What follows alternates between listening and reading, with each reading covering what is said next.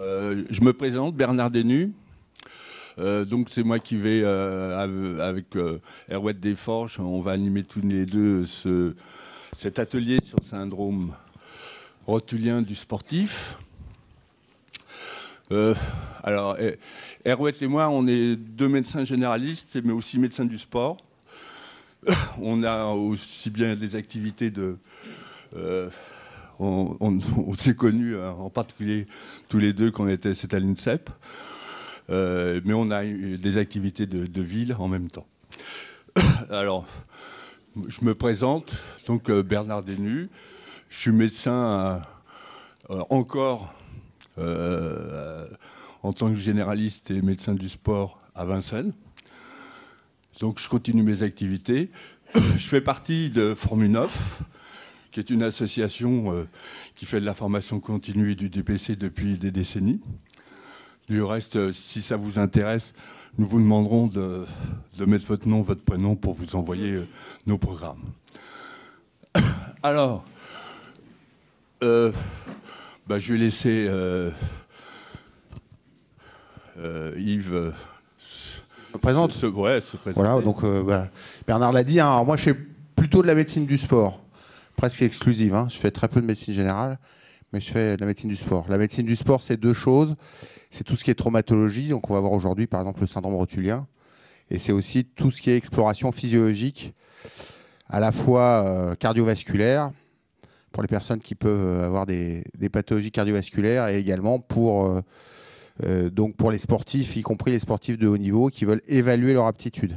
Et puis vous savez aujourd'hui que ça prend de plus en plus de place, c'est un petit aparté, c'est le sport santé, parce que vous savez que depuis le 1er mars, on peut prescrire de l'activité physique, notamment aux personnes qui sont en ALD. C'est quand même 12 millions de personnes en France. Voilà, donc la médecine du sport, ça devient tout ça. C'est très vaste. C'est beaucoup de cardiovasculaire, beaucoup d'ostéo-articulaire, et puis après, plein de choses spécifiques. Et donc aujourd'hui, c'est le genou.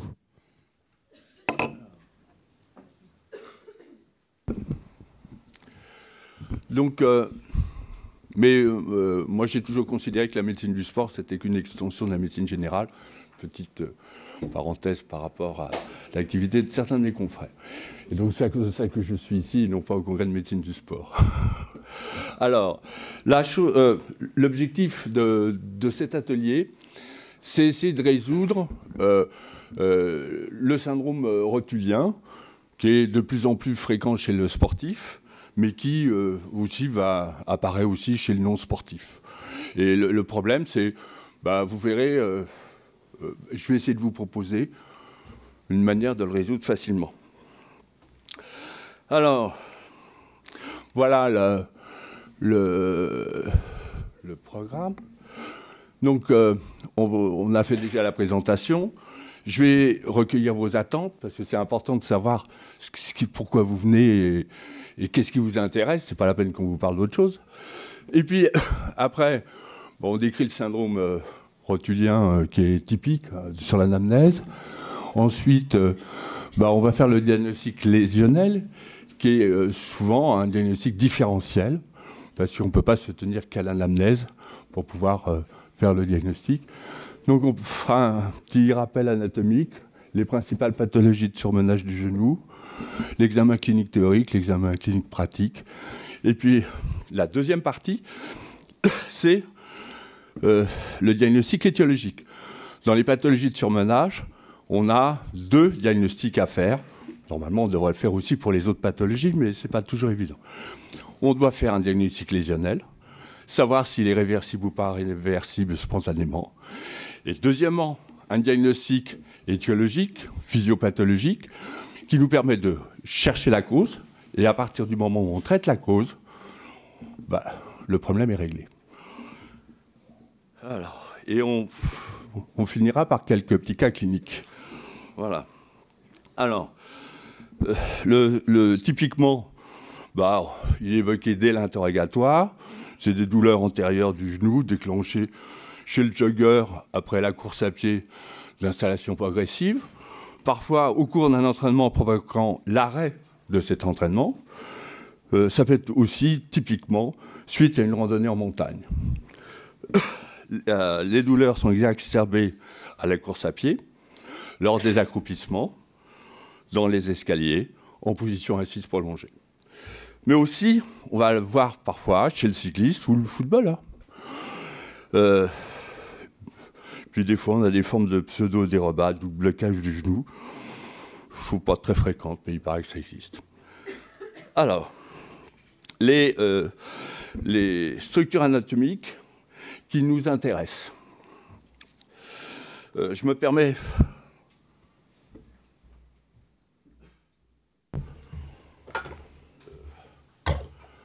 Voilà, c'est... Souvent, on nous a fait de l'anatomie descriptive, alors que, en fin de compte, dans notre pratique, en relation avec la clinique, on a besoin plutôt d'une anatomie fonctionnelle. Alors, bon, l'articulation du genou, hein, bah, c'est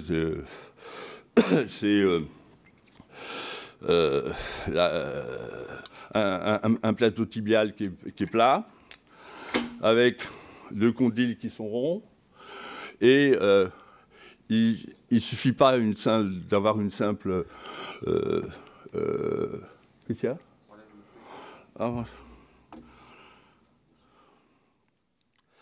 Il ne suffit pas d'avoir une simple flexion, il faut en même temps qu'il y ait une translation. Et ceci se fait grâce à deux joints de haute technologie qui sont les ménisques. On a donc... Je vais peut-être l'utiliser par là, peut-être. Oui, ça marche. Alors, cette articulation, il y a deux articulations, la fémoro-tibiale et la fémoro-patellaire. Elle s'est tenue par des ligaments latéraux. Excusez-moi, je vais avoir tendance à mélanger l'ancienne nomenclature et la nouvelle, parce que j'avais appris, moi, ligament latéral interne, ligament latéral externe. Alors, donc ces deux ligaments, le ligament latéral externe et le ligament latéral interne, vont maintenir cette articulation, ainsi que les deux croisés. Alors,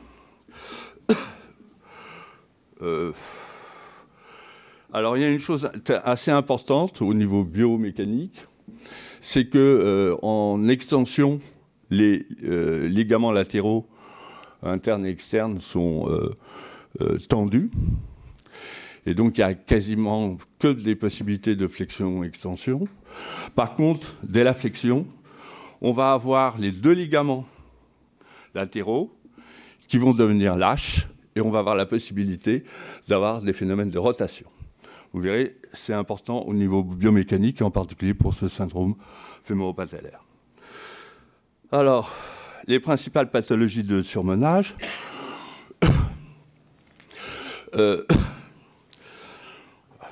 Donc, c'est le principal, c'est celui qu'on rencontre le plus fréquemment, c'est le fémoro-patellaire. Mais vous pouvez avoir aussi, chez les jeunes, des Osgood-Schlatter ou des Sidin-Larsen-Johansson, qui sont des pathologies, on appelle des anté... Oui, des pathologies de croissance, mais des anté... Voilà. Alors, bon, donc là, il y a plein d'autres pathologies qui peuvent intervenir. Donc, on en fera la recherche à l'examen.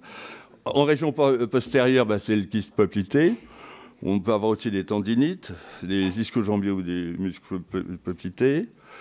En latéral, il y a un qui est assez fréquent et qui peut être exceptionnellement associé à un syndrome fémoro-patellaire, c'est le syndrome de l'essuie-glace ou de la bandette iliotibiale. Donc, je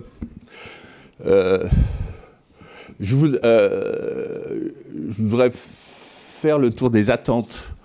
Je vais vous demander si vous avez des questions particulières.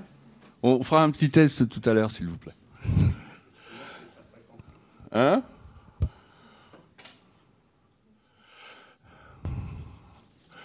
C'est moins. Alors, est-ce qu'il y a un de ces témoins qui voudrait bien faire le cobaye pour que Yves puisse l'examiner?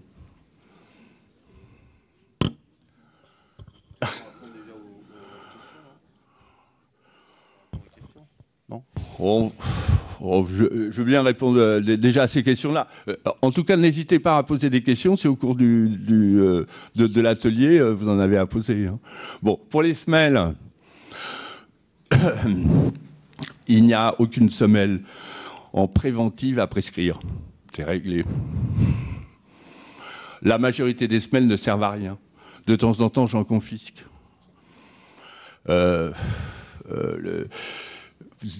Exceptionnellement, ça peut servir, mais c'est lorsqu'on n'a pas trouvé d'autre solution. Et c'est un peu triste, mais en tout cas, les histoires de correction préventive, c'est un commerce. Voilà, des podologues, parce qu'ils n'ont pas autre chose à vendre. Donc ils vendent des semelles. Hein, je peux, parce que moi je suis pas tout à fait d'accord, donc c'est très bien. Hein, on va, voilà. Il faut remettre dans le contexte. Là, c'est le syndrome fémoro-patellaire. Hein, donc c'est pas la meilleure indication des semelles. Là, je suis d'accord. Par contre, les semelles, c'est très utilisé, notamment dans un certain nombre d'activités physiques, comme la course à pied, bien sûr, ou toutes les activités où vous courez. Et puis, ça dépend quand même de vos pieds. Hein, mais voilà, les semelles, elles ont deux vertus quand elles sont bien faites. Une vertu de correction, donc ça dépend de vos pieds. Elles sont personnalisées à ce moment-là. Et ce n'est pas des semelles que vous trouvez dans le commerce, c'est des semelles que vous faites faire chez un podologue. C'est un métier. Et maintenant, il y a plein de techniques différentes qui, d'ailleurs, ne sont pas toutes les mêmes techniques et qui ont des indications. Et la deuxième vertu des semelles, c'est éventuellement d'amortir.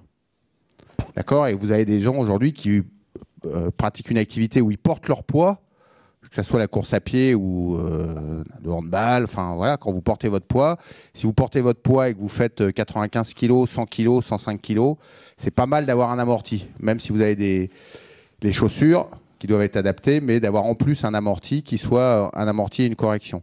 Donc dans ce sens-là, les semelles, c'est quand même très utile.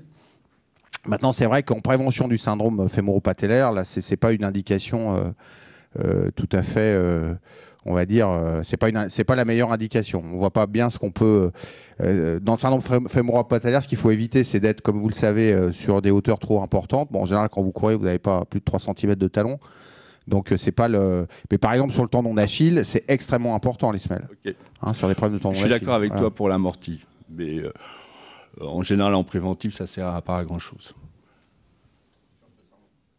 Alors est-ce que quelqu'un veut bien se faire examiner? En particulier quelqu'un qui a un syndrome. Alors.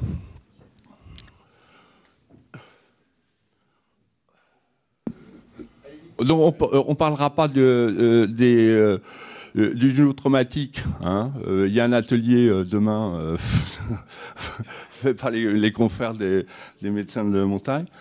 Donc, sinon, Bernard, pour la deuxième question, le syndrome fémoro-patellaire, c'est extrêmement fréquent hein, pour tout un tas de raisons, notamment chez les jeunes femmes.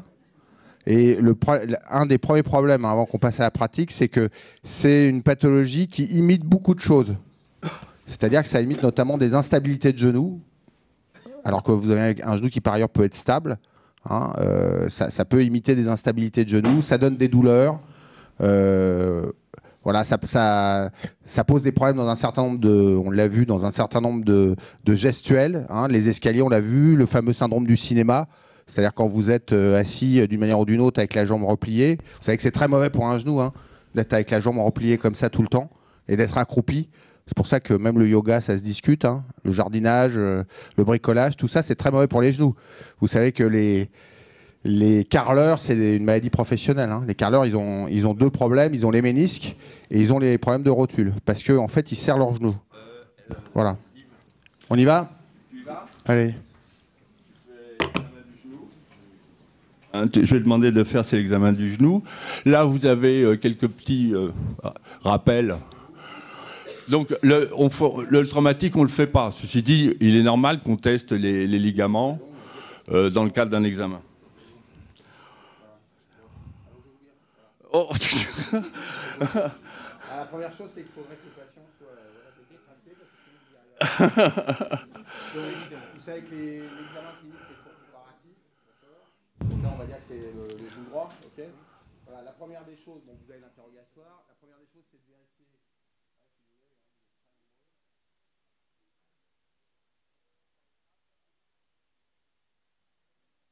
Non. Il est sympa. Et tu sais ce que tu peux faire? C'est le genou droit ou gauche? C'est le droit ou le gauche chez vous? Ah bah attends, et tu vas pousser un peu la table ici. Et puis comme ça, il va pouvoir mettre la tête là. Voilà. Hein? Ok.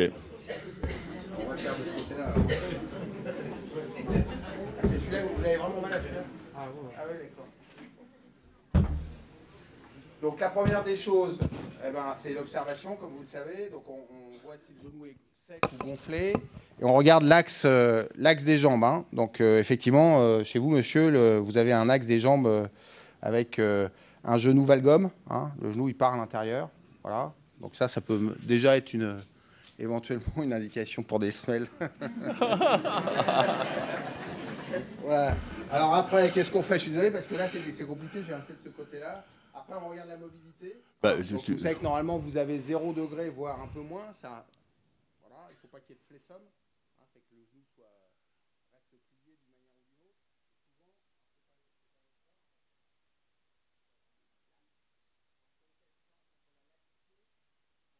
Souvent, la souplesse, ce sont les tendons. Vous voyez, là, je regarde. Bon, vous n'êtes pas très souple non plus. 80 degrés, c'est pas si mal. Voilà, c'est pas si mal. Alors, c'est pas des défauts forcément, c'est comme ça. Hein, donc, on regarde la mobilité. Alors, la mobilité, vous êtes à 130, 140 degrés et vous êtes en extension à 0 degré. Parfois, notamment chez les gens laxes, vous êtes à -2, -3. Hein. Alors, déjà, dans la comparaison des deux genoux, quand vous avez un genou qui est à -2, hein, ce qui n'est donc pas le cas là, mais ça existe, et que l'autre côté, vous n'êtes pas à -2, vous êtes à 0, c'est déjà un petit flessum. D'accord? C'est qu'il y a déjà quelque chose qui ne va pas. C'est-à-dire qu'il faut que ça soit comparable, quoi. Hein, donc là, c'est comparable, mais on n'est pas à -2, on est à 0. Voilà. D'accord? Donc, après, donc là, on a vu la mobilité. Donc, à gauche, à droite. Hein, mais on sent qu'à droite, on a moins envie de pousser. Ça vous fait mal? Oui? D'accord. Voilà. Alors après, le genou, on a vu, hein, c'est 3 articulations, le genou. Donc, l'articulation principale, fémoro-tibiale. D'accord, interne, externe, la fémoro-patellaire dont on va parler aujourd'hui, et puis vous avez une petite articulation avec la fibula, hein, d'accord, qui est sur le côté externe, bon, qui souvent ne pose pas de problème, enfin il y a des entorses, ça existe. Alors, une fois qu'on a dit ça, on regarde éventuellement la stabilité générale du genou, donc on regarde si le genou est sec ou si il y a un épanchement liquidien dans le genou, hein, donc avec vos mains, vous essayez de rapprocher et de voir si la rotule justement elle se balade un petit peu comme si elle était dans un liquide. Hein. Donc, du glaçon ou voilà, c'est ça, du glaçon. Ça doit être ça. Du glaçon qui flotte. Enfin, ça fait quelque chose qui flotte, quoi. Hein. Voilà. Donc là, ce qui n'est pas le cas. Hein, vous avez les genoux secs. Hein. Il arrive parfois dans le syndrome fémoro-patellaire, parce que le sportif, souvent, il aime bien souffrir, et donc il va continuer malgré qu'il a mal à courir, et donc on va trouver un petit épanchement. Alors, un épanchement, c'est toujours un signe de souffrance. Hein, de manière générale, quand une articulation, il y a du liquide dans une articulation, alors soit c'est brutal parce que vous avez fait une entorse, et à ce moment-là, ça peut être du sang, donc là, évidemment, c'est un problème évident, soit c'est progressif, mais une articulation qui produit du liquide, c'est qu'elle souffre. Donc, c'est quelque chose qu'il faut respecter. Hein. Ça veut dire que quelqu'un qui a un problème chronique de genou et qui son genou à chaque fois qu'il fait une activité gonfle, c'est pas normal. Hein, faut faire un diagnostic et faut essayer de le trouver. Le patient est inquiet? Pas du tout. Non, ça va. Bon, okay. Non, le problème c'est que c'est parfois négligé effectivement. Hein. Soit que le patient soit pas au courant, soit qu'on soit effectivement en présence d'un sportif, y compris de haut niveau. Et comme vous le savez, tout le monde ne lève pas le micro, voilà, je vais le prendre.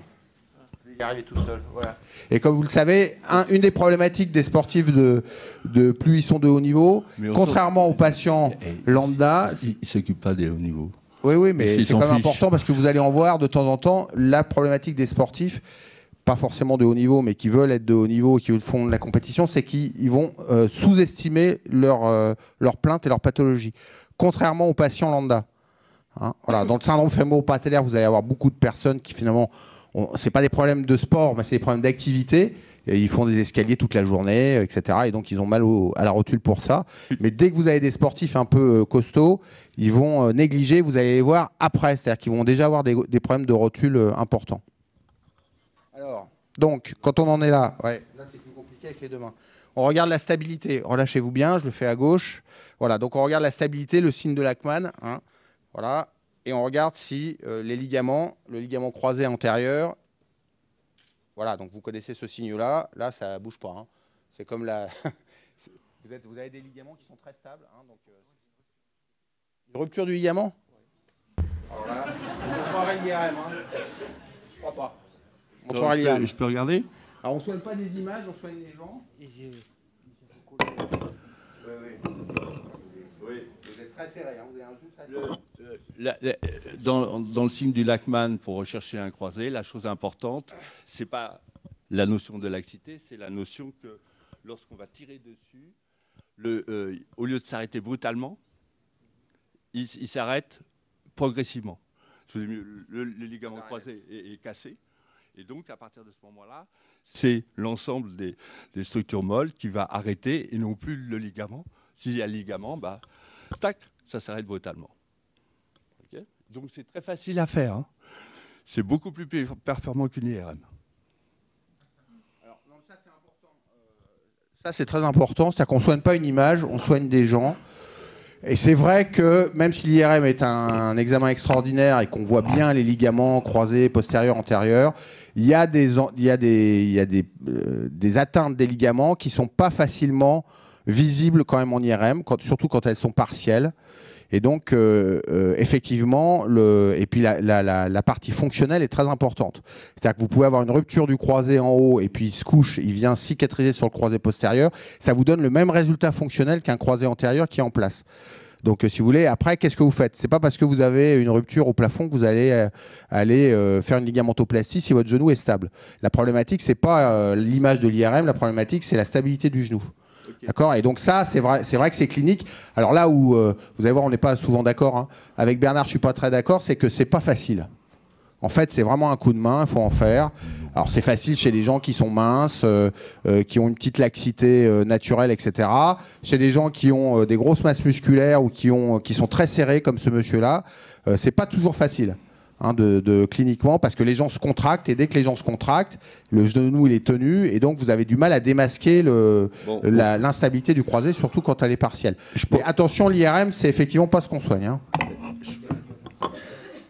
Oui, il n'y a pas d'urgence. Sinon, sur le croisé, donc il y a le fameux tiroir. Hein, je crois qu'on l'a là. Ah, voilà. Bon, mais vous bougez absolument pas. Hein. C'est surtout le postérieur. Hein, voilà. Oui. Hein, vous bougez absolument pas. Moi, je vous dis que votre croisé n'est pas en... Tu nous testes les ligaments latéraux? Alors, les ligaments latéraux, donc toujours sur ce genou-là. Relâchez-vous bien. Voilà. Donc, vous avez le ligament collatéral médial. C'est la nouvelle formule hein, du ligament interne. Voilà. Donc, vous poussez à l'intérieur. Hein, vous avez la paume de votre main côté extérieur, puis vous faites comme une entorse. Vous poussez à l'intérieur. En général, quand il y a une atteinte, d'abord, ça fait mal.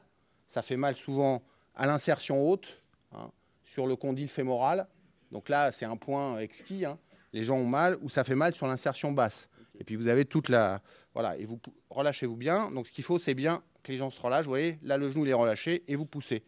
Voilà. Vous pouvez mettre votre genou pour... Relâchez-vous. Votre genou ici, et là, vous ramenez comme ça. Vous voyez. Bon là, il n'y a aucun souci, hein. Vous avez un genou d'une stabilité. Et l'extérieur, c'est la même chose. Vous passez de l'autre côté. Alors en général, l'extérieur, il y a plus... C'est normal, hein, sur le ligament collatéral latéral, c'est-à-dire latéral externe, vous avez un tiroir. Mais comme le disait Bernard tout à l'heure, le ligament, il n'est pas mou, quoi. Il s'arrête net. Mais il y a un tiroir. Là, même vous, monsieur, qui êtes très serré, il y a un tiroir. Ah, bah pas en extension. Oui, c'est mieux. S'il y a un tiroir en extension complète, c'est que vous avez du mal à marcher. Hein. Donc effectivement, dès que c'est en extension complète, tout est verrouillé. Comme on l'a dit tout à l'heure, le genou ne peut commencer à tourner que quand il y a un peu de flexion. Bon, alors la rotule, alors, donc là, on passe sur une autre articulation. Ça, c'est très important, surtout en accident du travail ou quand il y a des problèmes juridiques. Hein. C'est-à-dire que vous pouvez avoir un accident du genou principal il y a 10 ans, avec même un croisé. D'accord. Et puis, bon, on vous opère pas. Enfin, vous faites votre vie. Et puis, 10 ans après, vous tombez sur votre genou directement. Vous faites mal à la rotule. Et puis, on va vous dire, ah oui, mais ça vient de votre accident d'il y a 10 ans. c'est pas la même articulation. C'est le même genou, mais c'est pas la même articulation. Hein, donc là, on passe vraiment sur une autre articulation, qui est la fémoro-patellaire. Donc l'articulation de la rotule avec l'articulation principale du genou fémoro-tibial. Hein. Donc c'est l'os qui est devant. C'est un os qui est évidemment très important dans l'appareil extenseur. Hein, c'est donc ce qui vous permet de descendre les escaliers. Si vous n'avez pas l'os de la rotule et l'appareil extenseur, bah vous tombez. Hein, c'est pour ça que ça fait mal dans les escaliers, parce que c'est là où il y a la contrainte principale. Quand vous descendez, toutes les activités de descente vont faire mal à la rotule. Toutes les activités de flexion, quand vous pliez la jambe, quand vous êtes accroupi, ça va faire mal à la rotule. D'accord ? On avance, s'il te plaît. Alors, oui, bah, tu as le temps. Hein, t'as le temps. Non, on n'a pas le temps. Bon. Donc la rotule, c'est la même chose. Et ça ne m'étonne pas hein, que tu fasses un peu de politique. Hein. Ouais. La rotule, c'est la même chose. Elle bouge donc en latéral, interne et externe. Vous pouvez la bouger aussi vers le haut, vers le bas. D'accord ? Alors, ce que vous faites, c'est qu'il y a... ah oui, si vous voulez. Bon, voilà. L'important, c'est aussi de palper les faces postérieures de la rotule. Voilà. Alors, la rotule, il y a deux choses. Elle peut être douloureuse et elle peut être instable. Ou les deux. L'une ou l'autre ou les deux. D'accord ? Donc, instabilité, vous poussez vers l'extérieur. Monsieur va plier sa jambe. Voilà. Ça vous fait mal, hein ? Ouais. Là, on sent bien que la rotule, elle accroche. Qu'est-ce qui se passe avec la rotule ? C'est que vous avez une facette articulaire en dessous, hein, avec du cartilage. Et souvent, c'est ça qui fait mal. Hein. Vous avez aussi une insertion du tendon rotulien, on l'a vu tout à l'heure. Hein, et donc, ça peut donner là ce qu'on appelle, vous l'avez dit tout à l'heure, j'ai entendu des antéssopathies. C'est les attaches de tendons. Hein, d'accord ? C'est le fameux jumper knee donc chez les sportifs. On est un peu chez les sportifs. Vous avez le tendon du quadriceps, donc d'un muscle très important, qui en fait est 4 muscles, comme son nom l'indique. Hein, et qui, justement, c'est l'appareil extenseur, hein, c'est l'activité de l'appareil extenseur, et qui vient s'attacher aussi sur la rotule. Donc, c'est un os qui subit beaucoup de contraintes. Bon. D'accord ? Et donc, alors il y a plein de choses. Hein, vous voyez, ça, par exemple, il n'aime pas. Par rapport à l'autre côté, là, ça va mieux. Hein, mais ça, voilà, c'est une manière de savoir si les cartilages sont inflammés ou pas.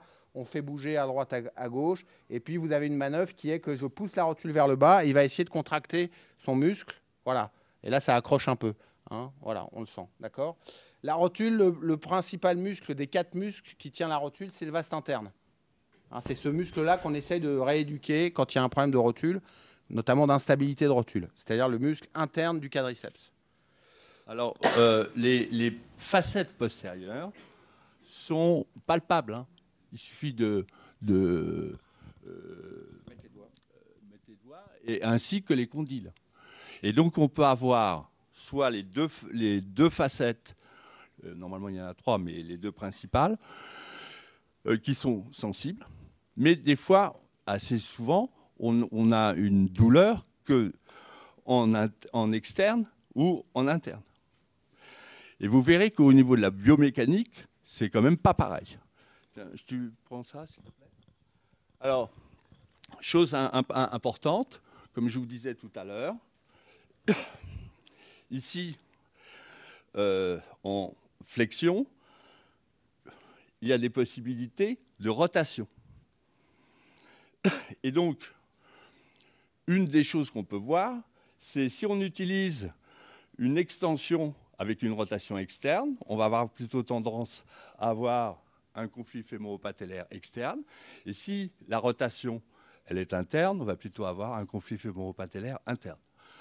Ce qui nous différencie de l'autruche. La possibilité d'avoir des rotations en flexion nous permet de changer de direction au moment de la course à pied. L'autruche, elle ne peut pas. Elle va faire un grand cercle comme ça. Mais vous allez voir, dans certaines conditions, il y a des rotations qui sont favorisées. Alors, donc, on vérifie les ligaments. Si on vérifie, on recherche les tendinites éventuelles. Le syndrome de l'essuie-glace, il est... Ça, c'est une tendinite. Hein. C'est une tendinite, mais oui, il peut... Allez-y, repoussez-moi là-bas. Repoussez-moi par là. Voilà. Donc là, vous voyez le tendon du tenseur du fascial latal, TFL, qui vient s'accrocher par la bandelette de Masaya, là, sur le côté externe. Ça vient s'accrocher là. C'est un long tendon comme ça. Ça, c'est très caractéristique du coureur à pied, hein, qui court, on en revient aux semelles, qui court sur l'extérieur des pieds, supinateur, hein, ce qui est le cas le plus fréquent. Quand vous courez comme ça, bah, vous contraignez le hauband externe qui est accroché là. Voilà. Hein, et donc c'est ça, le fameux syndrome de l'essuie-glace. En rotation interne, il va avoir automatiquement une tension de ce tendon qui va frotter sur l'épicondyle externe.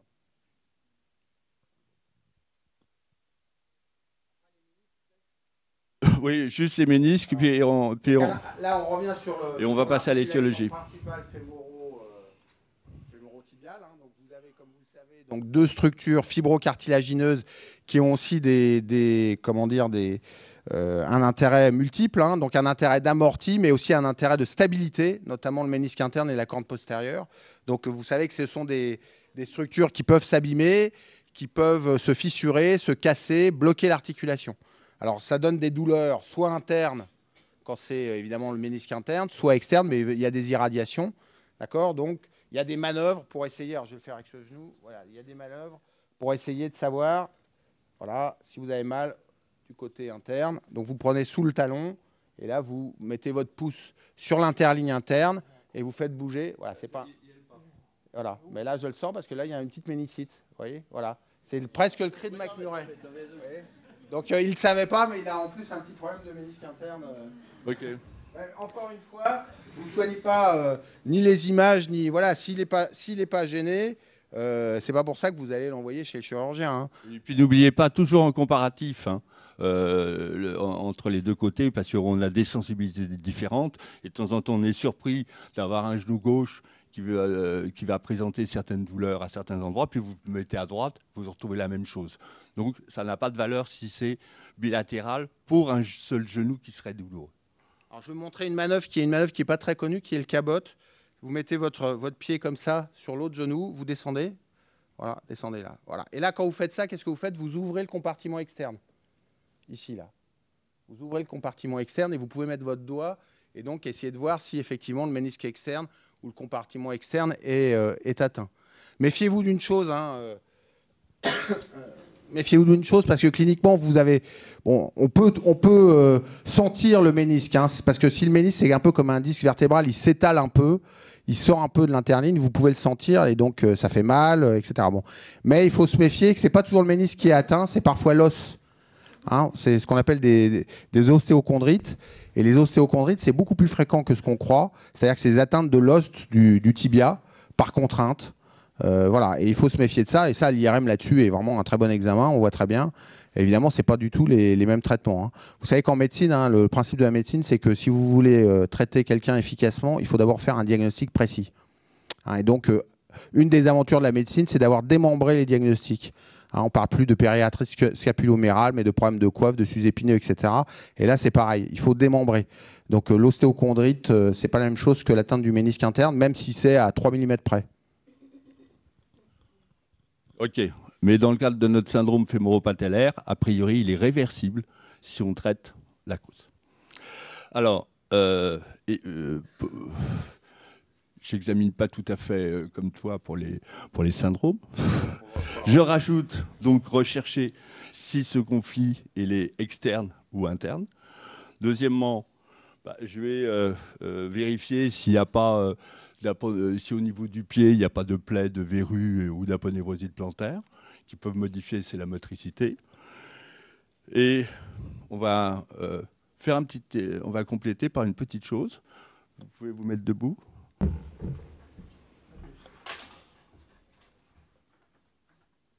Donc c'est votre douleur, elle est externe. Voilà. On va faire un test monopodal.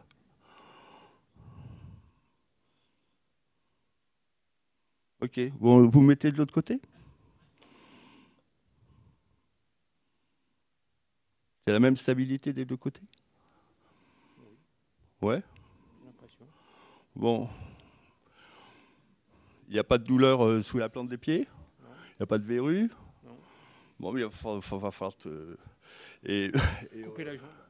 Ouais, couper la jambe. Mais on va. Vous courez, vous faites de la course à pied? Oui, ok.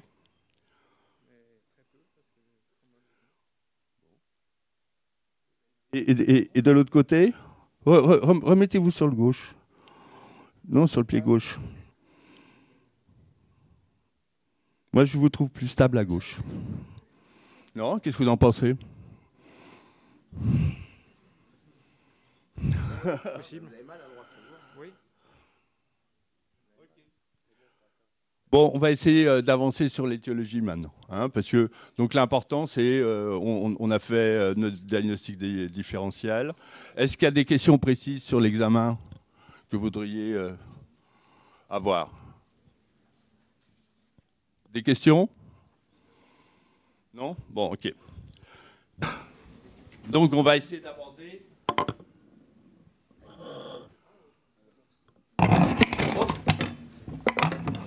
C'est pas normal que ça arrive comme ça. On va revenir. Alors. Donc, oui, il y a une chose dans le cadre de l'examen qui est important pour le genou, c'est de vérifier les capacités d'extensibilité des ischio-jambiers et des quadriceps. Par exemple, certains de nos sportifs ne sont pas capables de lever une jambe au-delà de 15 degrés parce qu'ils sont réduits par la ischio-jambier.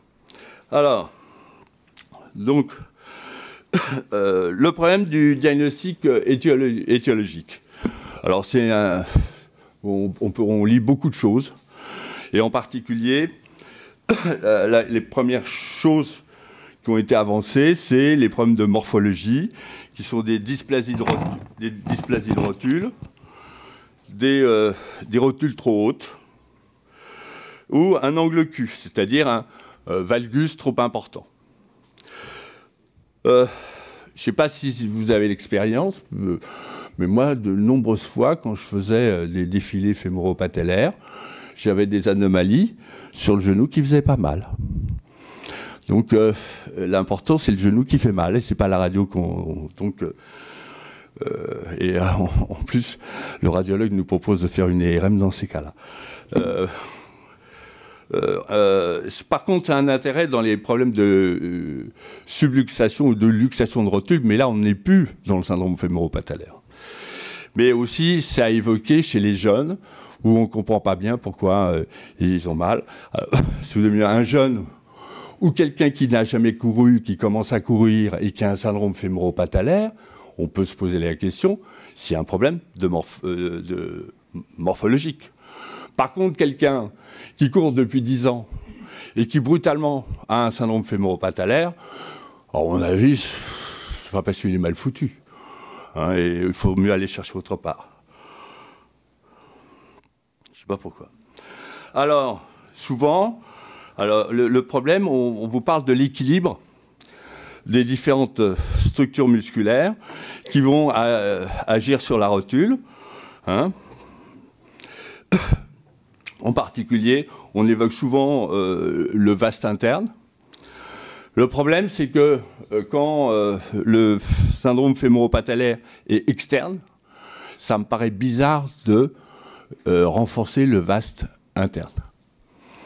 Bon. Et puis, il y a une chose importante, ça marche, ce type de rééducation, parce que souvent, a été associé en kinésithérapie des exercices de proprioceptivité.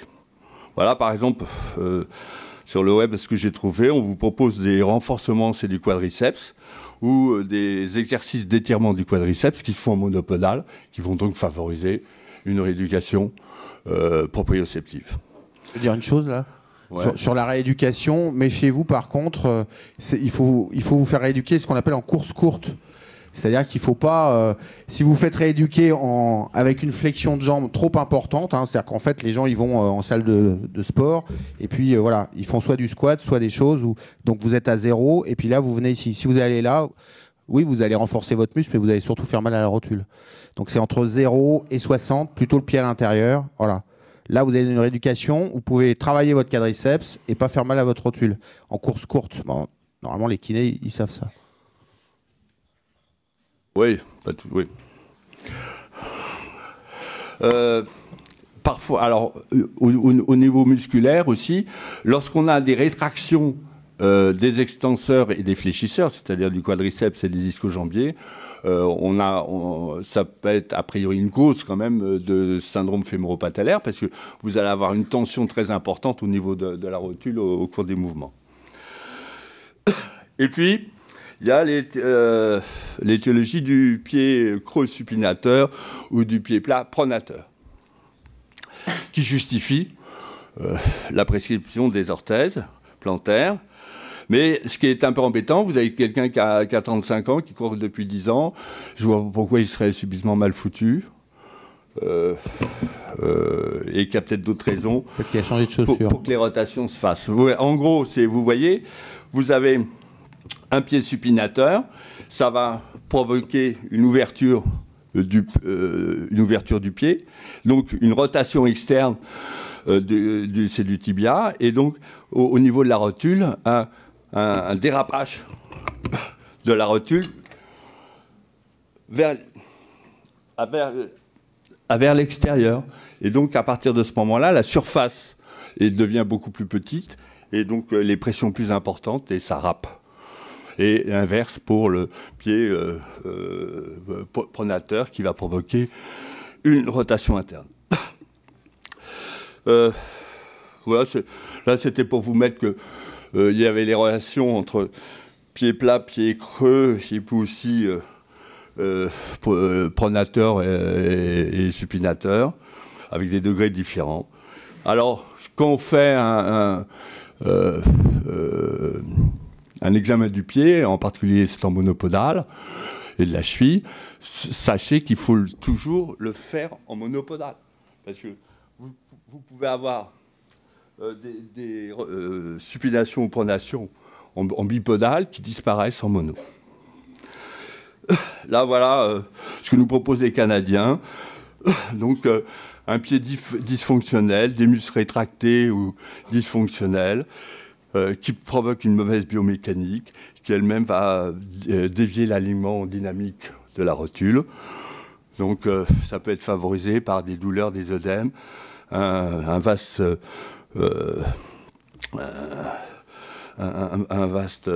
interne qui serait dysfonctionnel. Alors, en pratique quand même, le syndrome rotulien est la première cause des gonalgies avec le développement du footing. Le diagnostic est évoqué par l'anamnèse. Il est confirmé par la sensibilité des faces postérieures des rotules et des condyles, internes et externes ou bilatérales. La recherche d'anomalies radiologiques de la fémoro-patellaire est fréquente mais inutile. Le traitement est empirique, kinésithérapie, orthèse plantaire, genouillère, tapping. La guérison peut être spontanée ou devenir chronique. Et en médecine du sport, on dit qu'il faut regarder les chaussures. Alors, je vous rappelle qu'en flexion, donc il y a des possibilités de rotation des cellules tibia, que la rotule va recevoir 7 fois le poids du corps en flexion, que les ligaments latéraux sont distendus et qu'il va y avoir des possibilités de rotation interne et externe par l'action des ischio-jambiers. Ça peut être... ça nous permet de faire des variations de trajet quand on court. Quand c'est ponctuel, ça ne pose pas de problème, c'est bien assimilé. Mais quand c'est répété et répété tout au cours d'une course, au bout d'un moment, ça fait mal.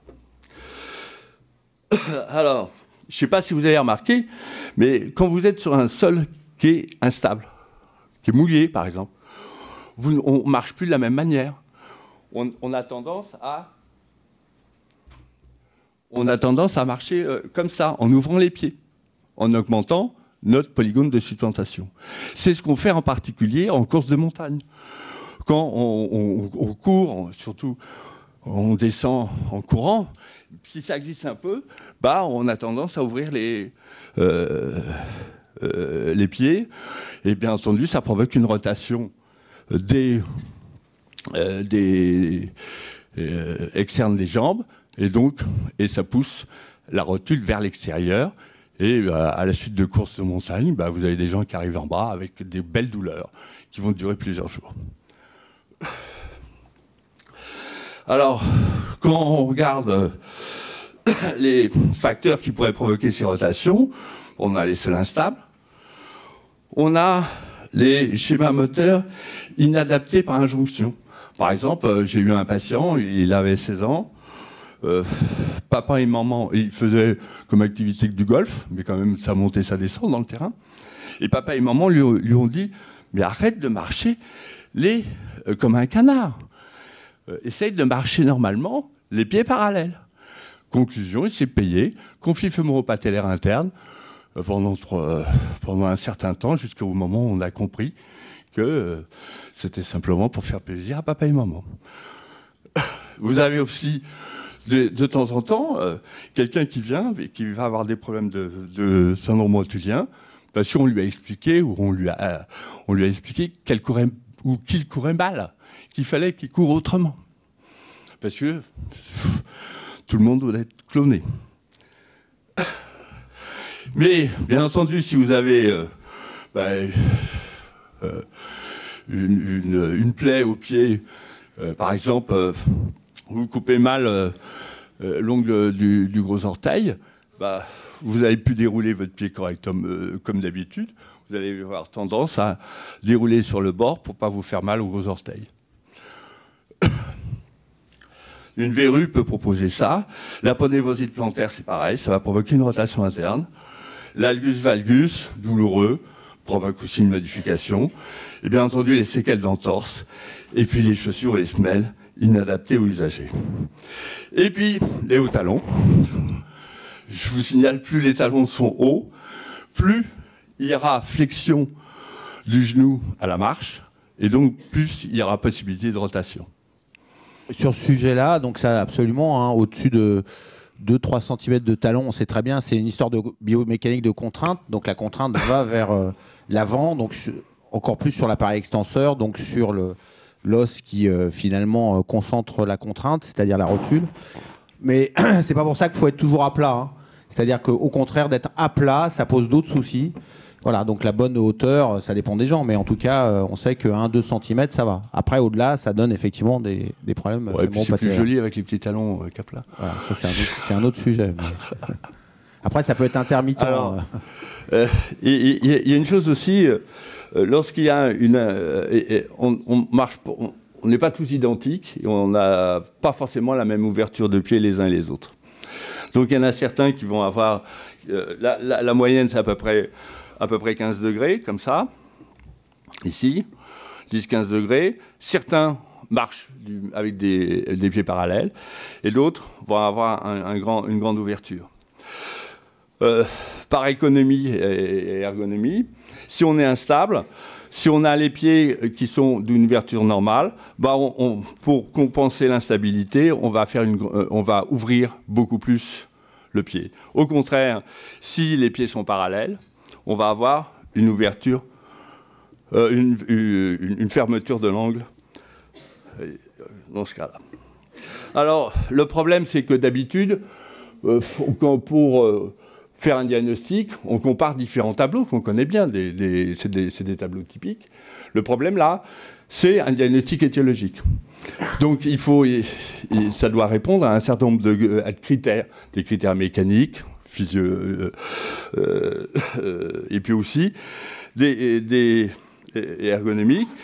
Et puis aussi, il faut aussi que ça corresponde avec la chronologie. Si la cause doit précéder, c'est la douleur, elle doit respecter le rythme, il y a un temps de latence, etc. Et puis, si ça guérit, quand même, c'est un bon facteur. Alors, je vais vous proposer des cas cliniques. Je peux rajouter une chose, Bernard ? Oui. Voilà, parce que là, tu as présenté des causes qui sont les causes probablement les plus fréquentes et qui sont les causes biomécaniques, c'est-à-dire finalement des désordres des membres inférieurs, des pieds, etc., qui font qu'il y a une contrainte plus importante sur donc le fémoro-patellaire et que finalement il y a une souffrance chronique et que ça fait mal. Mais je voudrais quand même dire qu'il y a aussi des causes traumatiques directes. Ah oui, non, attends, oui. C'est après ? Non, c'est pas ça. On avait écarté tout accident traumatique. Bon, c'est sûr. Sachez que ça existe aussi. On peut avoir un syndrome fémoro-patellaire parce qu'on s'est cogné le genou directement. C'est là. Notamment au roller. C'est ça. C'est l'écrasement, c'est les cartilages. Et donc là, il faut attendre. Il n'y a rien à faire. Ça fait mal des fois pendant plusieurs mois. Glacé. Alors. Oh. Là, il est mal. Là, on va avoir un cas traumatique. Alors. Donc, je vous propose qu'on fasse des petits cas cliniques. Alors, Magali, 37 ans, pratique régulièrement le jogging hebdomadaire depuis plus d'une décennie. Il y a un mois, une douleur au genou droit est apparue au cours d'un de ses joggings. Elle a duré quelques jours dans les escaliers et au lever. Elle a décidé de faire une pause depuis et elle consulte pour vous demander si elle peut reprendre ses séances d'entraînement. L'examen clinique est muet, un genou parfaitement indolore, sans anomalie décelable, aucune lésion cutanée, ni d'aponévrosite plantaire, ni de sensibilité des ligaments de la cheville. Test unipodal négatif, aussi bien les yeux ouverts, les yeux fermés, que le genou fléchi. Alors,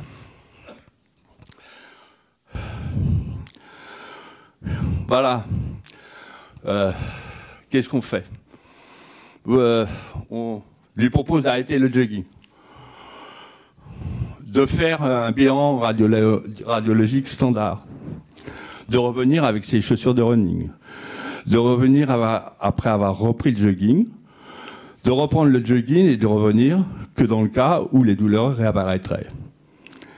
Qu'est-ce que vous faites ? Et argumentez, bien entendu. J'aurais dit de revenir avec ses chaussures de running parce que si elle court depuis 10 ans et qu'elle a mal tout d'un coup, c'est pas quelque chose de morphologique et que c'est peut-être un problème biomécanique. Ouais. Une autre proposition ?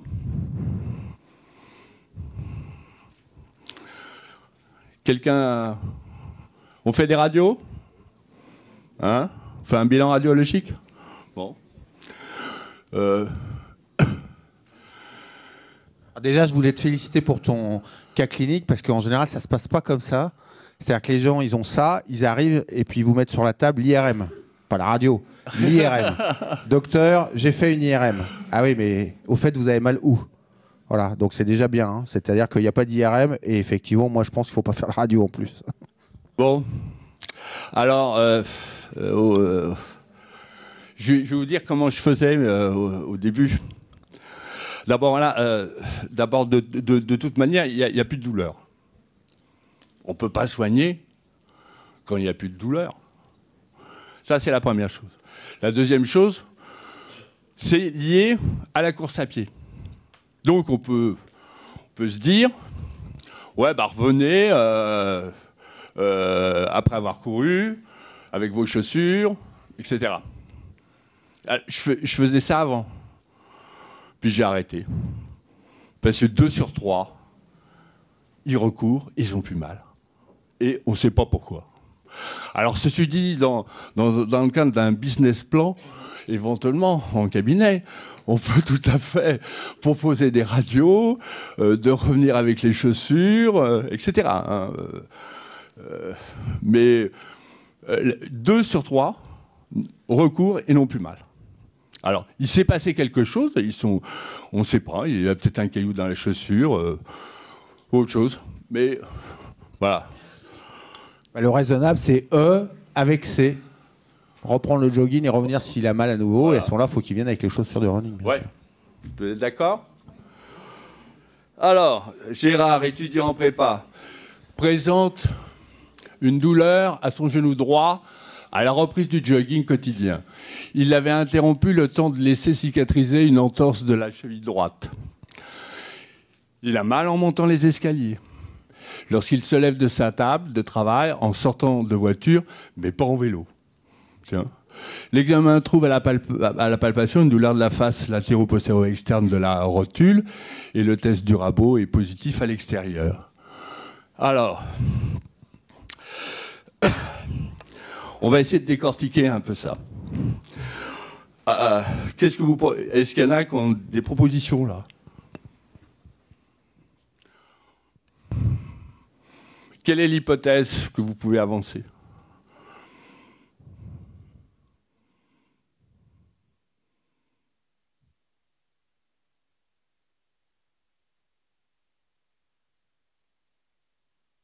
De penser à un conflit fémoro-patellaire externe lié à un problème, une modification de son fonctionnement physiologique liée à son entorse.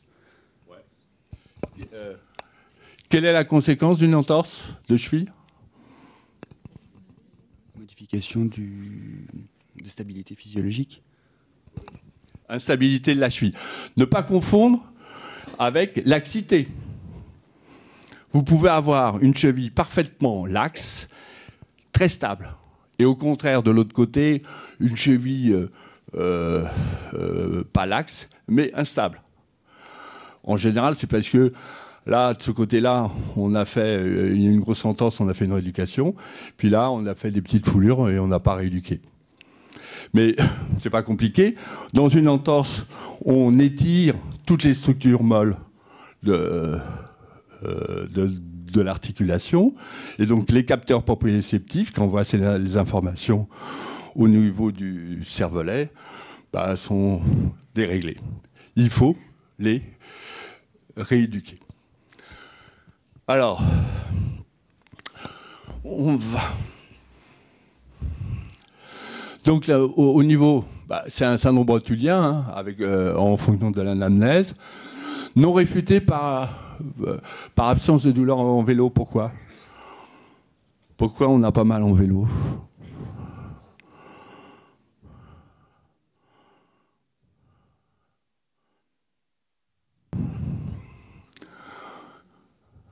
Ok, parce que normalement, on n'a pas besoin, on pédale pas que sur un seul pied, hein, donc il n'y a pas de problème de stabilité, alors que à la course à pied, quand même, alternativement, on est à droite et à gauche. L'examen clinique a un conflit fémoro-patellaire externe. Alors, donc on a, dans le cadre de l'anamnèse, un changement qui s'est produit, une entorse de cheville. Bon, donc on peut faire l'hypothèse d'une instabilité par séquelle d'entorse. Le critère de chronologie est respecté puisque cette entorse précède le syndrome rotulien. La latence est correcte puisque l'instabilité, ça ne se soigne pas toute seule. Hein, donc tant qu'il n'a pas couru, après son entorse, il n'a pas mis en évidence son conflit, son syndrome. L'entorse de cheville, en plus, est du même côté que son conflit fémoro-patellaire. Et puis, à l'examen, on observe qu'il a une ouverture normale des pieds et que l'instabilité au test unipodal est du même côté. Donc, tout fonctionne pour que ça soit logique. Alors, donc Girard présente un syndrome rotulien, conflit fémoro-patellaire externe, dont la cause plausible non réfutée par les critères de causalité sont une instabilité de cheville par séquelle d'entorse. Quel examen complémentaire? Aucun? Tout le monde est d'accord? Et quel est le traitement? Hein? Rééducation fonctionnelle. Mais de quoi? De l'épaule?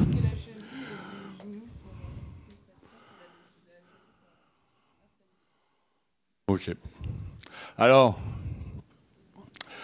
c'est surtout la cheville qu'il faut traiter, hein, parce que tant que la cheville n'est pas traitée, ça ne marchera pas. On peut aussi proposer de l'auto-rééducation. Moi, il y a des patients qui sont surchargés dans leur emploi du temps. Et donc, je leur propose de se laver les dents sur un pied matin et soir. Ça aide. Hein. Et ça peut compléter la kiné, bien entendu.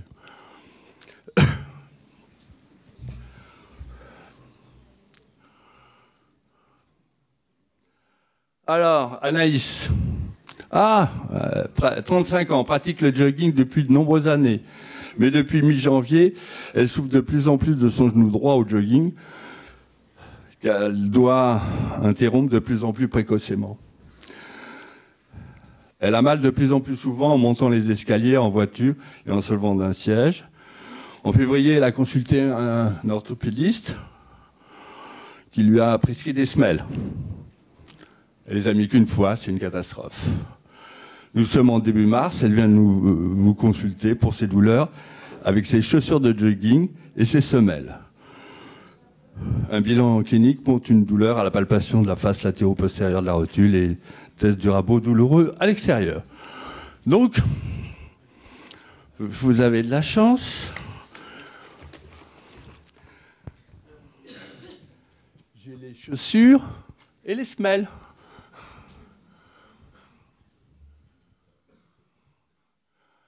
Qu'est-ce que vous en faites?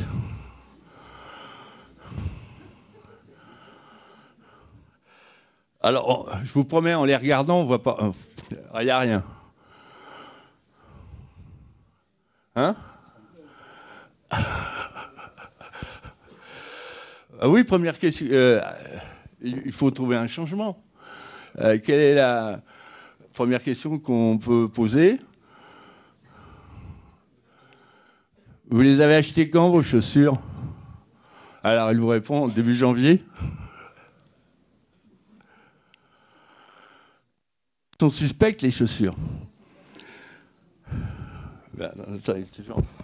J'ai une balle de tennis, là, en trop. C'est vrai que ce qui est important dans ce genre de pathologie, attends, juste une chose, ce qui est important, c'est de trouver ce qui s'est passé de différent. Et donc, il y a plein de choses qui peuvent se passer. Alors, vous avez changé les chaussures, vous avez les semelles ou pas, vous faisiez 10 km par semaine, vous en faites 40, vous tourniez toujours dans le même sens, vous tournez dans l'autre sens, vous étiez sur du plat et vous commencez à faire de la descente. Voilà, c'est ça qu'il faut s'acharner à trouver par l'interrogatoire. Qu'est-ce qui a changé? Alors, comment vous testez les chaussures? Oui. Le temps de latence entre le facteur déclenchant et l'apparition des symptômes, il peut être de combien de temps? Le temps de latence, il va être en fonction du rythme et de l'importance des séances de course à pied. Mais si c'est un footing léger, qu'est-ce qu'on va avoir? Petit à petit, de plus en plus mal en courant, et on va s'arrêter de plus en plus tôt.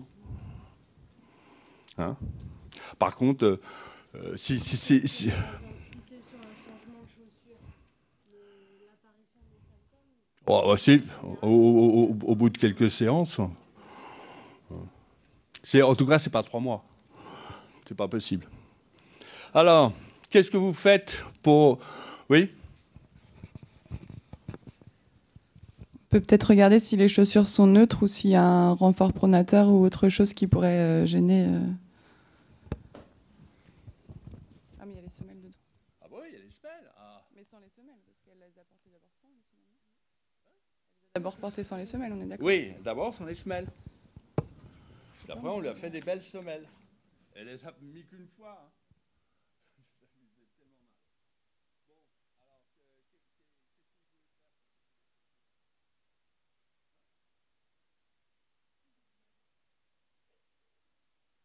C'est du thermo.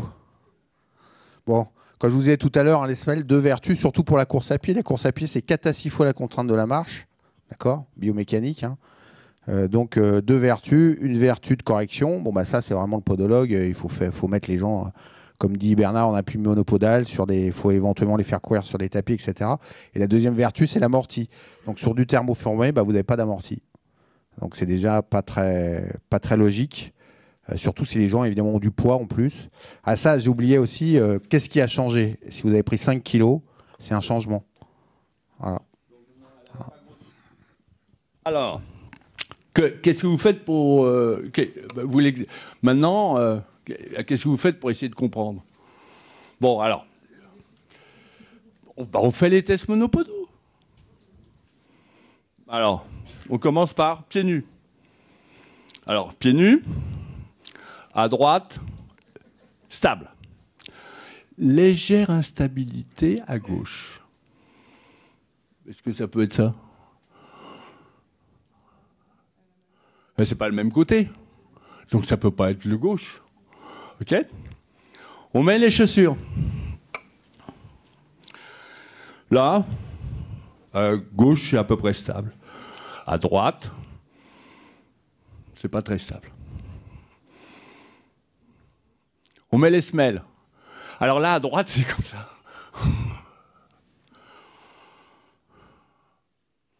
Quel est le traitement? Hein? Cours pieds nus. Vous confisquez les semelles et les chaussures, voilà. Comment ça? Qu'est-ce qui s'est passé? Je lui ai confisqué ses semelles et ses chaussures. Pourquoi elle a une instabilité avec ses baskets?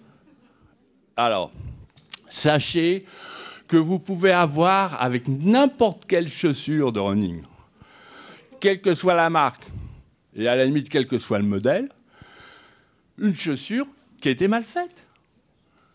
Dans l'industrie, vous n'avez jamais 100% de pièces qui ont été fabriquées qui sont idéales. Il y a un tri. Mais quand ils sont en bout de chaîne, le tri, il est comme ça. On regarde, ouais, elles sont belles. Tac. On ne va pas les essayer pour voir si elles sont stables ou instables.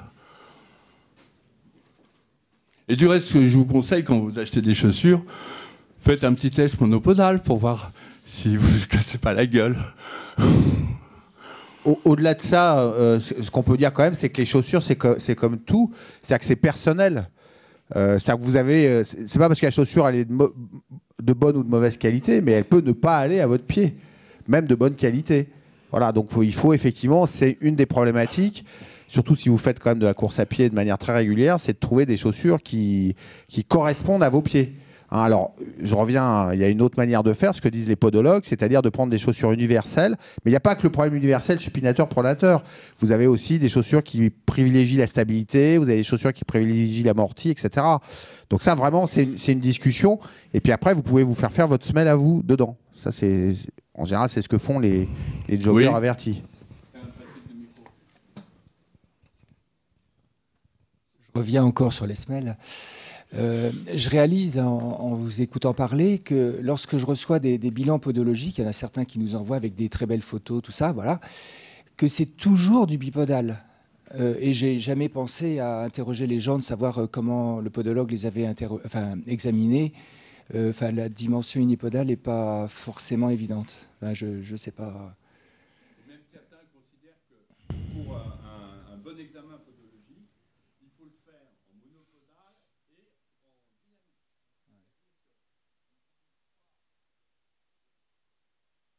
en dynamique. Par exemple, Goldshare, qui est quand même une de nos références en problème de pied, dit qu'il faut le faire, c'est en dynamique, et non pas faire au niveau podoscopique. Alors, il y a des beaux appareils qui sont très coûteux, mais on peut utiliser un simple podographe, c'est une peau de... une espèce de caoutchouc qui est imprégné en dessous, et on marche dessus, et ça permet de faire une empreinte. Ça coûte beaucoup moins cher que tous les appareils très coûteux. Alors, maintenant, souvent, ce qu'ils font quand même, c'est qu'ils ont effectivement des appareils numériques, hein, c'est des appareils coûteux, mais ils vous font marcher. Donc, à un moment donné, c'est quand même monopodal. Hein. Ouais. Ils vous font marcher dans la marche. Hein, c'est que vous... Et c'est ça, effectivement, si c'est ça, si votre diagnostic podologique, c'est d'être comme ça, les deux pieds statiques, là, ça n'a aucun intérêt. Hein. Maintenant, c'est plus ce qu'ils font du tout. Hein. Enfin, je sais pas chez quel podologue on va, mais ils vous font marcher. Et donc, quand vous avez l'empreinte, là, vous marchez. Donc, c'est monopodal. Et après, et Bernard a raison, le mieux même, c'est d'avoir un tapis. Donc là, c'est le truc d'après, et de vous faire courir. Parce que là, il y a encore des différences. Par contre, quand vous essayez une paire de chaussures dans un beau magasin qui a un tapis roulant, sachez que si éventuellement ces chaussures pourraient vous provoquer un syndrome fémoro-patalaire, vous n'aurez pas la moindre douleur tout de suite.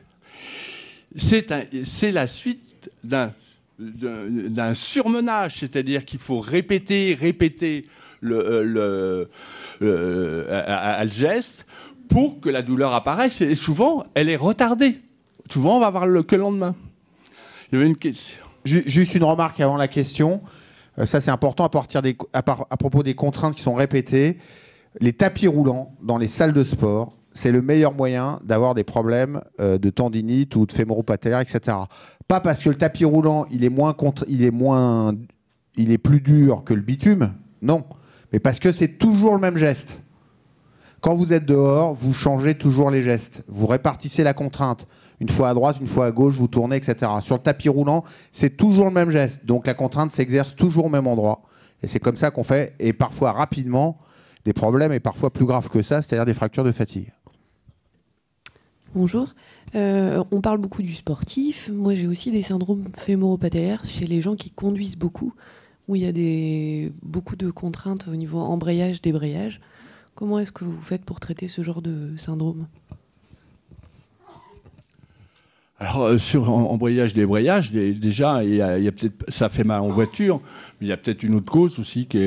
Si c'est que dans la voiture, bah, il faut arrêter de... Il faut bouger son pied au lieu de faire que simplement des rotations. Si vous faites que des rotations sur vos pédales, bah, automatiquement, vous vous retrouvez... vous risquez de faire un conflit entre la rotule et le fémur.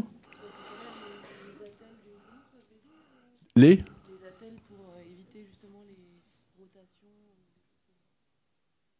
Oui, les genouillères. Oui, il y a les genouillères avec un trou, oui, ça peut aider. Vous avez tout à fait raison, hein, c'est une maladie presque... ils sont en train de voir si ça ne va pas devenir une maladie professionnelle chez les machinistes de la RATP. Donc vous voyez, voilà. Pourquoi ? Parce qu'ils ont changé les bus, c'est que maintenant les bus, ils ne peuvent plus reculer leur siège. Ils peuvent plus avancer ou reculer le siège parce que c'est les nouveaux bus, c'est bloqué, etc. Et donc effectivement, en fonction après de leur morphologie, bah, vous avez un certain nombre de... Donc c'est une vraie pathologie qui existe, ça pose des problèmes parce que c'est l'appareil extenseur quand vous appuyez sur l'embrayage, etc. Et donc voilà. Mais c'est pas tout le monde. Ça veut dire qu'il y a la gestuelle est contraignante, mais c'est sur un terrain préparé. Donc la gestuelle... Bah, vous ne pouvez pas toujours agir dessus. Alors, sauf quand c'est des gens qui ont une voiture normale, bah, il faut bouger le siège. Hein, il faut bouger la longueur. Mais sinon, bah, il faut essayer de traiter, la personne avec ses problèmes, les problèmes qui existent et qui ne sont pas les problèmes de distance vis-à-vis de l'embrayage, quoi, hein. Le terrain. Il faut traiter le terrain. Voilà. Je reviens sur le sportif. Il y a des marques de basket à éviter, à préférer, ou il n'y a pas de...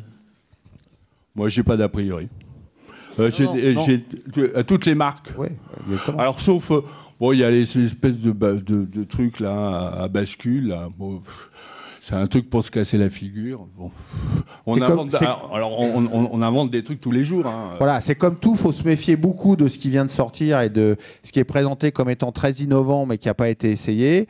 Et après, si vous voulez, non. Je redis ce que j'ai dit tout à l'heure. Ce qui compte, c'est que ça soit une chaussure qui aille à votre pied. Voilà, alors après, dans toutes les marques, alors vous avez des marques qui sont plus connues pour amortir et des marques qui sont plus connues pour la stabilité.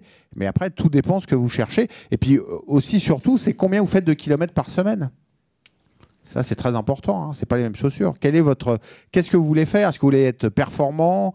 Est-ce que c'est les gens qui sont de haut niveau, ils ont des chaussures pour l'entraînement et ce n'est pas la même chaussure pour aller faire la perf. Voilà, il y a plusieurs paires de chaussures. Enfin, c'est plus compliqué que ça. Hein. Par rapport au type de foulée, est-ce qu'on peut conseiller des chaussures neutres pour tout le monde ou quelqu'un qui a une foulée pronatrice ou supinatrice, ou les conseiller des chaussures supinatrices, pronatrices ? Alors moi, je serais, au niveau préventif, c'est dangereux. Moi, je dis qu'à partir du moment où il y a des douleurs, une pathologie, etc., là, on peut analyser les choses. Mais des fois, dans le cadre c'est d'une motricité, on est dans le pathologique ou non à quelques degrés près. Je veux dire. Et puis on n'a pas besoin d'être tous clonés, de faire la même chose. Donc les chaussures, je dis, pour moi, il y a les seules chaussures qui sont néfastes, c'est celles qui font mal. Alors moi je réponds sur votre question. 80% des gens qui courent sont supinateurs. C'est la première chose. Bon, donc c'est mieux d'avoir quand même des... Maintenant, les podologues, ils vous disent qu'il vaut mieux avoir une chaussure universelle, d'accord, c'est-à-dire neutre, comme vous dites, et puis après, si vous avez besoin d'une correction, de faire une correction personnalisée. Je pense. Alors, on passe au suivant, parce qu'on n'a plus que 10 minutes.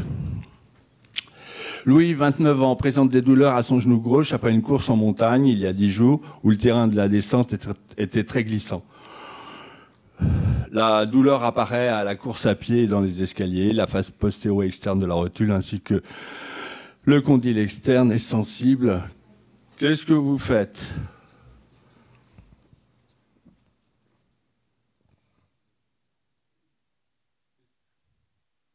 Quelle stratégie ?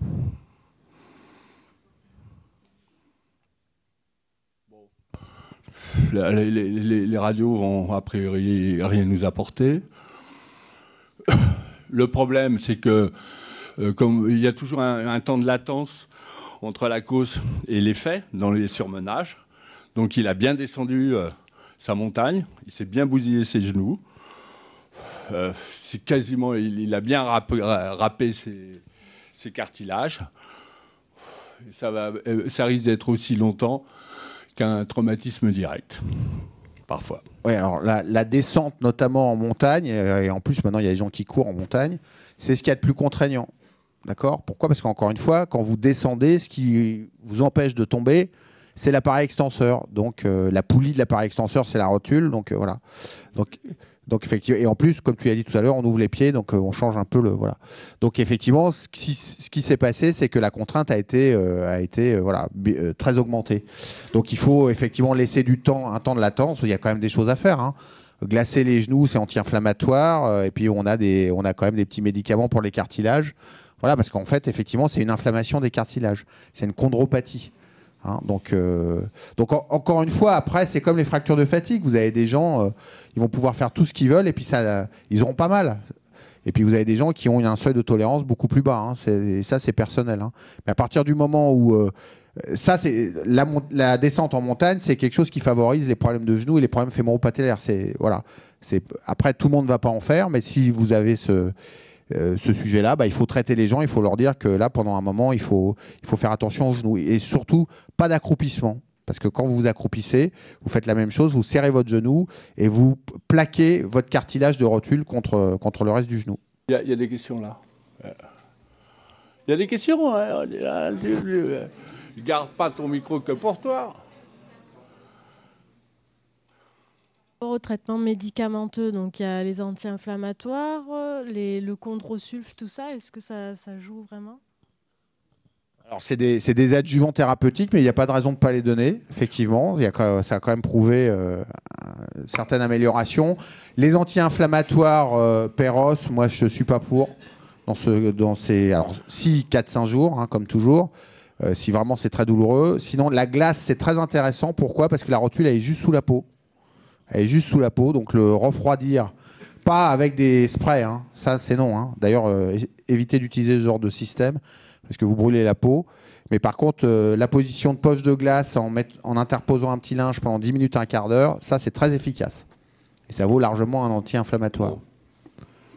Voilà. Et puis après, il faut redonner un petit peu de dynamique aux muscles. Éviter donc les positions qui posent problème. Donc je vous ai dit tout ce qui était serré. Effectivement, il ne faut pas être toute la journée. La position de repos du genou, c'est 20 degrés de flexion, rotation externe. C'est ça la position de repos du genou. Donc si vous êtes toute la journée comme ça, il y a des questions là-bas. Petite proposition, vous n'avez pas parlé du rythme. C'est-à-dire où vous avez pris par exemple la descente en montagne. Pour éviter le surmenage, c'est de faire des petits pas rapides plutôt que des grands pas avec à chaque fois le poids. Plus le pas est grand, plus le poids est important. Pareil pour la course à pied, pour reprendre, plutôt faire des petits pas rapides que des grandes foulées. Pareil pour le vélo, mouliner à fond plutôt que de mettre le grand plateau, le petit pignon. Vous avez dit que le vélo ne faisait pas mal pour la chondropathie rotulienne. Je m'inscris en faux, ça dépend de la hauteur de la selle. C'est-à-dire que si la selle est trop basse, là, on va favoriser la chondropathie. Si la selle est trop haute, on va faire une tendinopathie externe ou interne. Voilà, David, 32 ans, pratique le triathlon, le triathlon depuis 3 ans. Depuis 2 mois est apparu un syndrome rotulien après ses entraînements en vélo. La course à pied, la natation ne lui pose aucun problème. Réponse.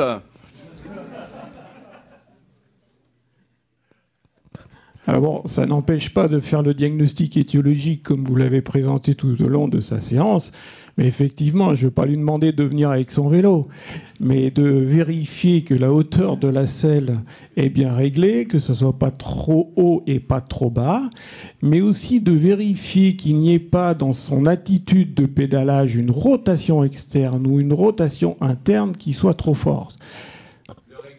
Voilà, le réglage des cales. Il y a même des semelles pour les cyclistes. Voilà. Oui. Vous remarquerez que là, ça ne peut pas être un problème d'instabilité de cheville, parce qu'en vélo, quand il y a une instabilité de cheville, il va y avoir des douleurs à la course à pied, mais il n'y en aura pas en vélo. Et c'est inverse, là, c'est typiquement lié à la machine. Moi, j'abonde dans ce que vous dites, et je rajoute une chose. De manière générale, sur l'activité physique, notamment la course à pied, il vaut beaucoup mieux fractionner votre activité 3-4 fois par semaine, mais pas un marathon à chaque fois, évidemment, que de vouloir faire un marathon une fois le dimanche ou une fois de temps en temps. Ça, c'est clair. Je vais vous proposer le dernier cas. Alors voilà, le dernier cas. Il était une fois une petite fille dont on se moquait car elle marchait comme un canard. Elle fit 16 ans de danse classique. Puis, elle pratique la capoeira depuis 1 an.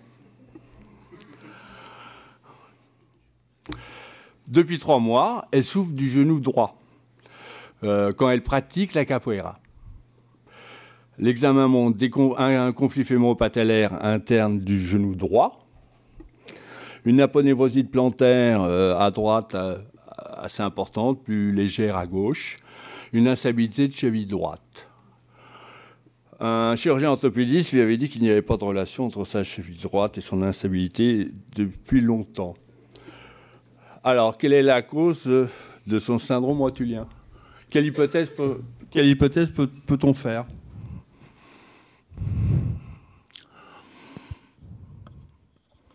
C'est à cause de sa cheville instable?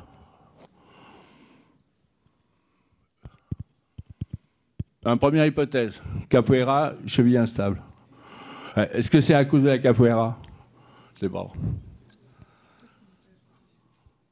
Ah si, elle est comme ça. Vous n'avez pas vu le dessin animé? Il n'y en a pas un qui sait faire de la capoeira? Qui veut montrer? Bon. Alors, on essaie de raisonner. Donc, première hypothèse, instabilité de cheville droite plus capoeira. Le problème, c'est au niveau biomécanique. Bon, c'est du même côté qu'il y a l'instabilité de cheville et le syndrome. Bon, ça devrait marcher, ça. L'ergonomie. Par contre, là, il y a un petit problème. Elle a une grande ouverture des pieds et elle a un conflit interne. Ça ne marche pas. La cause précède l'effet, bah oui, ça serait. Mais c'est toujours provoqué par la capoeira. Mais le problème, c'est que ça fait 1 an qu'elle fait de la capoeira et il n'y a que 3 mois qu'elle a mal. Donc, qu'est-ce qu'on peut faire? À la patiente, on lui explique le problème. Et puis on lui demande quel est le changement. Qu'est-ce qui s'est passé un peu avant ou lorsque les douleurs ont commencé à apparaître. Parce que des fois, on ne sait pas tout. Hein. Et bien là, on lui explique. Hein. Il faudrait qu'elle ait des pieds plutôt comme ça pour avoir un conflit fémoro-patellaire interne. Elle est gentille, elle vous donne la réponse. Il y a quelques mois, son professeur de capoeira lui a dit qu'il la trouvait très douée, mais lui reprocha de ne pas avoir ses pieds parallèles. Et elle tenta donc de le corriger. Donc comme elle est normalement plutôt comme ça, hein, elle a donc fait un effort pour rentrer ses pieds. Comme son pied droit, sa cheville droite était un peu instable, bah, elle a rentré un peu plus.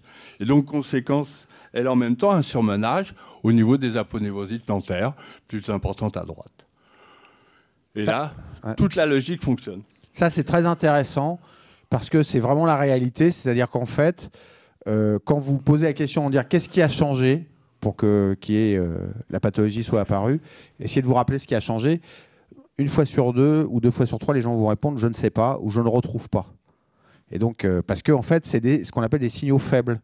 Et donc ça, c'est très intéressant. Il faut s'acharner à essayer de... Il y a forcément quelque chose. Voilà. Donc ça, là, c'est caractéristique. Hein.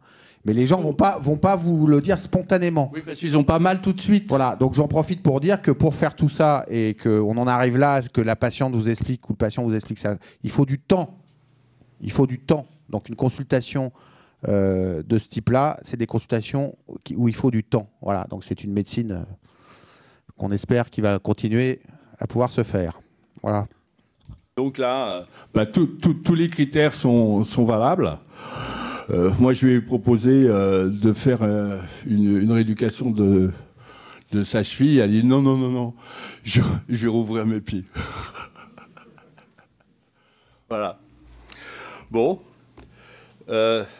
Juste pour info, si ça vous intéresse, si vous mettez genoux traumatiques d'Ainus sur le web, vous tombez sur cet article qui vous donne les étapes de l'examen du genou. Et puis, si vous mettez conflit fémoro-patellaire, Bernard Dainu, vous tombez sur cet autre article, éventuellement si vous voulez revoir les choses.